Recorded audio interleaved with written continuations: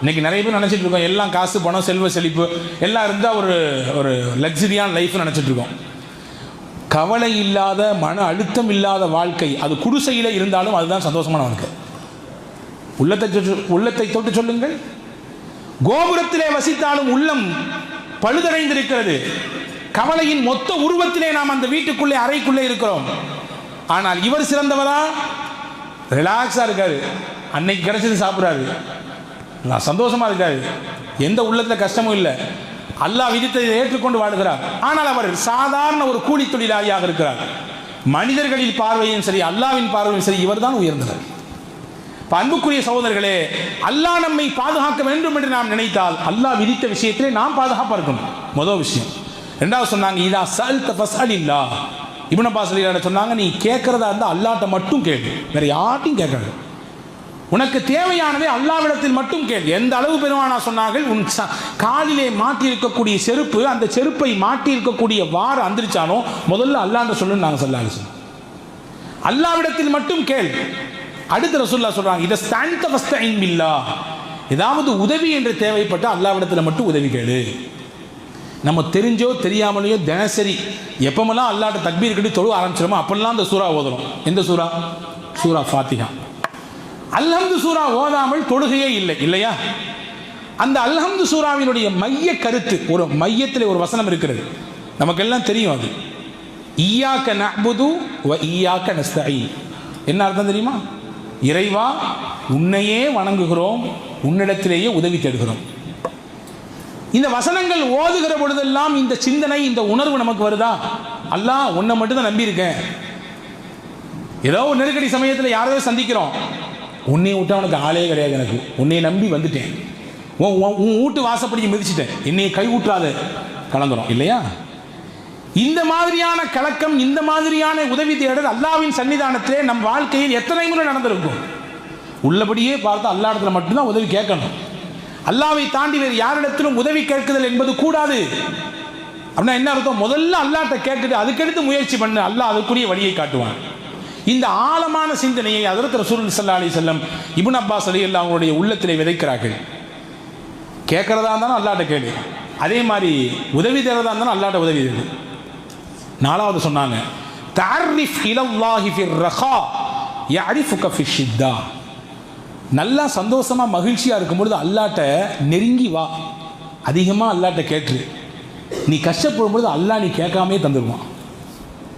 மகிழ்ச்சியாக இருக்கும் பொழுது, ஆனந்தமாக இருக்கும்போது, நல்லா பிஸ்னஸ் போய்கிட்டு இருக்கு, குடும்பம்லாம் மகிழ்ச்சியாக இருக்குது, பிள்ளைங்கள்லாம் சொல்கிறத கேட்குறாங்க, நமக்கென்று ஒரு அங்கீகாரத்தை நம்மளை சுற்றி இருக்கக்கூடிய மக்கள் இடத்துல அல்லாஹ் கொடுத்துருக்குறான், எல்லாம் இருக்குது, நல்லா இருக்குது.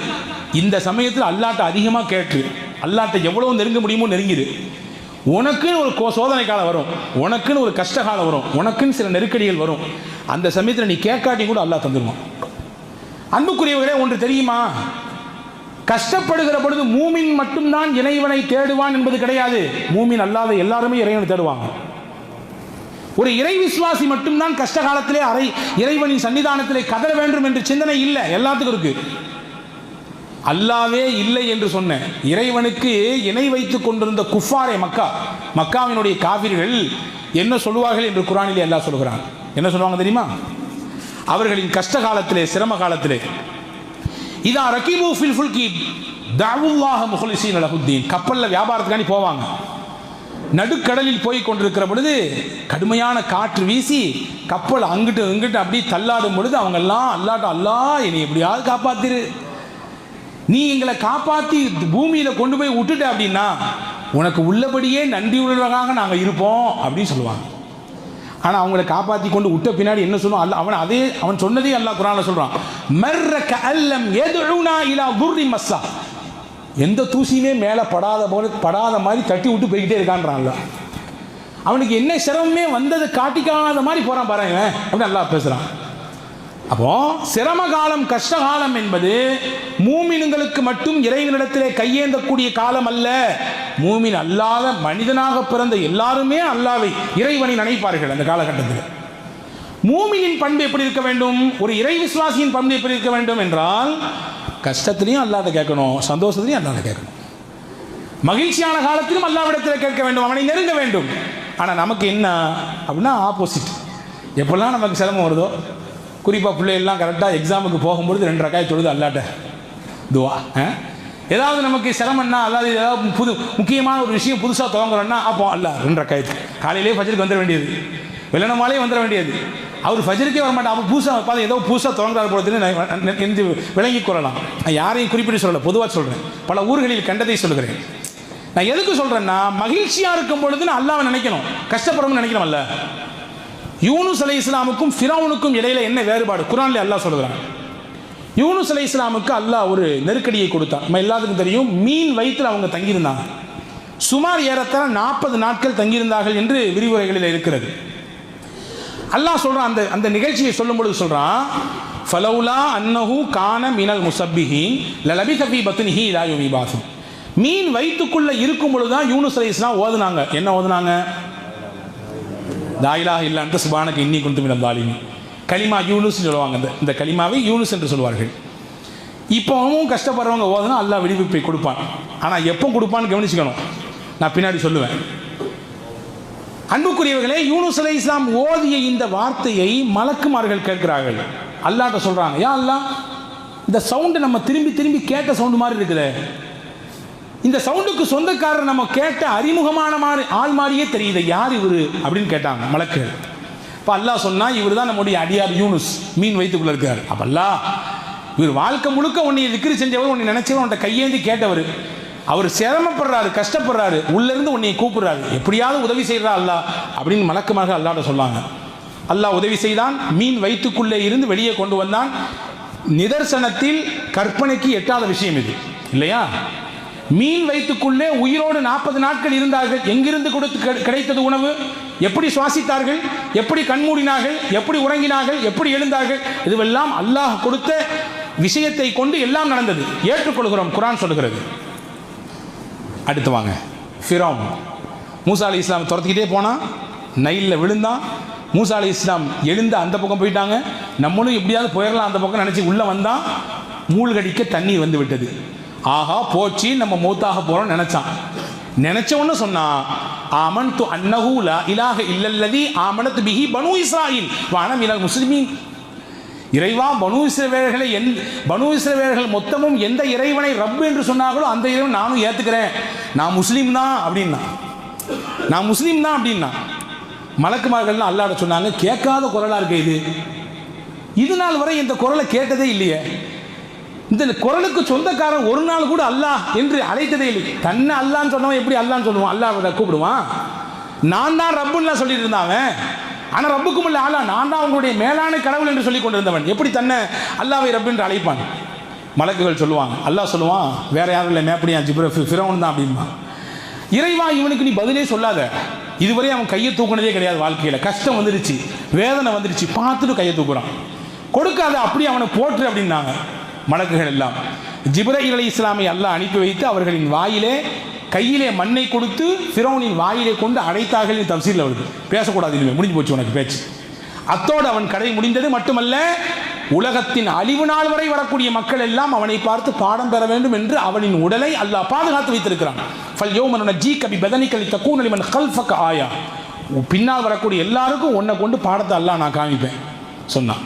2 நிகழ்ச்சியும் சொல்லி காட்டக்கூடிய அறிஞர்கள் சொல்கிறார்கள், யூனுஸ் அலைஹிஸ்ஸலாம் சிரமத்தில் மட்டும் அல்லாஹ்வை கூப்பிடவில்லை, அதற்கு முன்பிருந்தே அல்லாஹ்வை கூப்பிட்டு கொண்டே இருந்தார்கள், அல்லாஹ்விடத்திலே பிரார்த்தித்துக் கொண்டே இருந்தார்கள். சிரம காலத்தில் ஒரு வார்த்தை சொன்ன உடனே அல்லாஹ் வந்து இறங்கிட்டான். ஃபிரௌன் அதுவரை அவன் அல்லாஹ்வை கூப்பிட்டதே கிடையாது. கஷ்டத்தை பார்த்த உடனே, வேதனையை பார்த்த உடனே கூப்பிட்டான். இப்போ மட்டும் என்ன அல்லாங்கிற போ அனுப்பிவிட்டான். இப்போ அன்புக்குரிய சகோதரர்களே, இப்னு அப்பாஸுக்கு ரசூலுல்லாஹ் சொன்னாங்க, நீங்கள் அல்லாஹ்வை மகிழ்ச்சியாக இருக்கிற பொழுது, ஆனந்தமாக இருக்கிற பொழுது அல்லாஹ்ட்ட நிறைய கேளுங்க, நிறைய நெருங்கி வாங்க. கஷ்டப்படும் பொழுது அல்லாஹ் நீங்கள் கேட்காமலே உங்கள் கிடத்துல வந்து நிற்பான். 4வது செய்தி. 5வதான செய்தி, எல்லாருக்குமான செய்தி. உலகமே சேர்ந்து உனக்கு ஒரு நன்மை செய்ய நாடினாலும் அல்லாஹ் நாடாட்டி கிட்ட கூட வர முடியாது தம்பி. உலகமே சேர்ந்து ஒரு தீமையை உனக்கு செய்ய நாடினாலும் அல்லாஹ் நாடவிட்டால் ஒரு தீமையின் ஒரு கடுகளவு கூட உன் பக்கத்தில் நெருங்க முடியாது. அல்லாஹ் விதித்தது மட்டும்தான் நடக்கும். நான் அப்போவே சொன்னேன், யார் கேட்குறா என் ஆலோசனையை? நான் சொன்ன மாதிரி கேட்டிருந்தா எல்லாம் கரெக்டாக நடந்திருக்குங்க. எனக்கு யார் இங்கே மரியாதை தர்றா? பேசுகிறோமா இல்லையா? ஹஜ்ரத் ரசூலுல்லாஹ் சொன்னாங்க, ஷைத்தானின் வார்த்தை இது என்றார்கள். யார் இப்படி பேசுகிறாங்களோ அது அவருடைய வார்த்தை இல்லை, ஷைத்தானின் வார்த்தை என்றார்கள். இப்னு மஸ்ஊத் ரலியல்லாஹு அன்ஹு அறிவிப்பு இருக்கிறது. ஒரு மனிதன் ஆசைப்பட்டான், ஒரு பெண்ணை மணமுடிக்க வேண்டும், இவள் என்னுடைய வாழ்க்கை துணையாக வந்தால் என் வாழ்க்கை அப்படி போயிடும் இப்படி போயிடும் மேலே போயிடும் கீழே போயிடும் எல்லாம் நினைச்சான். அப்படி அல்லாட்ட அழுது புலம்பி கேட்டான். அல்லாஹ் அவனுக்கு அந்த பிள்ளையை கொடுக்கவே இல்லை. அழுதான், புலம்பினான், எனக்கு இந்த மாதிரியான மனைவி கிடைக்கவில்லையே என்று. அல்லாஹ் அந்த பெண்ணை அவனை விட்டு திருப்பி விட்டான். காரணத்தை கேட்கிற பொழுது இப்னு மஸ்ஊத் ரலியல்லாஹு அந்த ஹதீஸ் விரிவுரையில் சொல்வார்கள், அல்லாஹ்வுக்கு தெரியும் அந்த பெண் அவனுக்கு சேமானவ கிடையாது, தகுதியானவளுக்கு இல்லை. போச்சு சேர்ந்துச்சுன்னா பெரிய பெரிய விவகாரங்களை சந்திக்க வேண்டியது வரும். அல்லாஹ் திருப்பி விட்டான். என்ன சொல்ல வரேன் தெரியுமா? நம்ம சில விஷயத்தை நல்லதுன்னு நினைப்போம், அல்லாஹ் அதை நமக்கு நல்லதாக நினைத்தால் மட்டும்தான் நமக்கு நல்லது. நாம் சில விஷயங்களை நமக்கு வேண்டாம் என்று ஒதுக்க நினைப்போம், இது வந்துருச்சுன்னா போச்சு எல்லாம் பெரிய கஷ்டத்தில் சந்திக்க நேரிடும். அல்லாஹ் நாடாவிட்டால் அது நமக்கு எந்த கஷ்டத்தையும் கொடுக்காது. இதை தான் பெருமானார் ஸல்லல்லாஹு அலைஹி வஸல்லம் இப்னு அப்பாஸ் ரலியல்லாஹு இந்த 5 விஷயத்தை பெருமானார் கற்றுக் கொடுத்தார்கள்.